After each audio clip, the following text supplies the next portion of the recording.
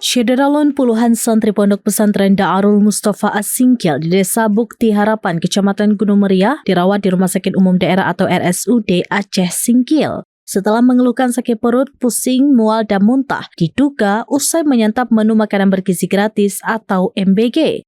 Puluhan santri tersebut dilarikan ke rumah sakit pada Rabu 11 Februari 2026 malam secara bergelombang.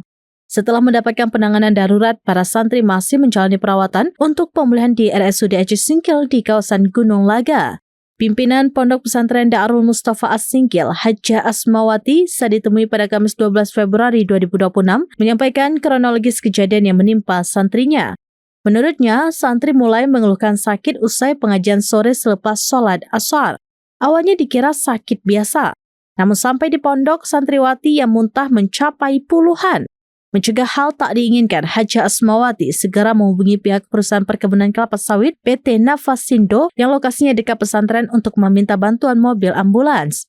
Pihaknya juga menghubungi Satuan Pelayanan Pemenuhan Gizi atau SPPG Yayasan Nasabe Sajani Yatim yang bertetangga untuk meminjam mobil membawa santri ke rumah sakit. Alhamdulillah kondisinya sudah pada membaik ya. Yang mual muntah sudah tidak ada lagi, paling hanya tinggal pusingnya aja. Ya kan namanya kan kita KLB, kejadian luar biasa ya. Jadi kemarin memang rumah sakit tempat tidurnya itu udah penuh lah gitu. Jadi karena ini KLB ya, kadang ada satu tempat tidur berdua gitu.